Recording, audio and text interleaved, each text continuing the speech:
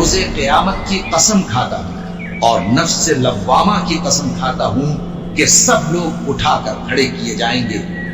کیا انسان یہ خیال کرتا ہے کہ ہم اس کی بکھری ہوئی ہڈیاں اکٹھی نہیں کریں گے؟ ضرور کریں گے، اور ہم اس بات پر قادر ہیں کہ اس کی پور پور درست کر دیں۔ مگر انسان چاہتا ہے کہ آئندہ بھی خود سری کرتا چلا جائے، پوچھتا ہے کہ قیامت کا دن کب ہوگا۔ سو جب آنکھیں چندھیا جائیں اور چاند گہنا جائے اور سورج اور چاند جمع کر دیے جائیں، اس دن انسان کہے گا کہ کہاں ہے بھاگنے کی جگہ؟ کہیں نہیں، کوئی جائے پناہ نہیں۔ اس روز تمہارے پروردگار ہی کے پاس تمہیں جا ٹھہرنا ہے۔ اس دن انسان کو جو عمل اس نے آگے بھیجے اور جو پیچھے چھوڑے ہوں گے سب بتا دیے جائیں گے۔ بلکہ انسان آپ اپنا گواہ ہے، اگرچہ عذر و معذرت کرتا رہے۔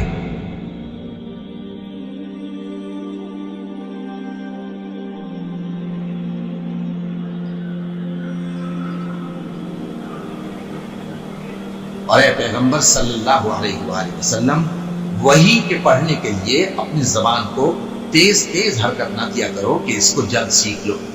اس کا جمع کرنا اور پڑھانا ہمارے ذمہ ہے۔ سو جب ہم اسے پڑھا کریں تو تم اس کو سنا کرو اور پھر اسی طرح پڑھا کرو۔ پھر اس کے معانی کا بیان بھی ہمارے ذمہ ہے۔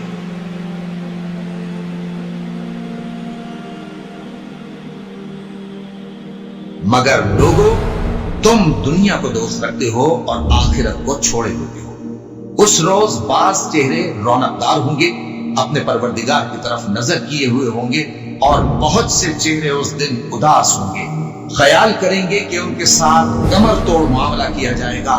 ہاں، جب جان گلے تک پہنچ جائے اور لوگ کہنے لگیں اس وقت کون جھاڑ پھونک کرنے والا ہے، اور اس جاں بلب نے سمجھا کہ اب جدائی کا وقت ہے اور پنڈلی سے پنڈلی لپٹ جائے، اس دن تجھ کو اپنے پروردگار کی طرف کھینچے چلے چلنا ہے۔ پھر ایسے مغرور نے نہ تو پیغمبر صلی اللہ علیہ وآلہ وسلم کو سچا جانا اور نہ نماز پڑھی، لیکن جھٹلایا اور منہ پھیر لیا، پھر اپنے گھر والوں کے پاس اکڑتا ہوا چل دیا۔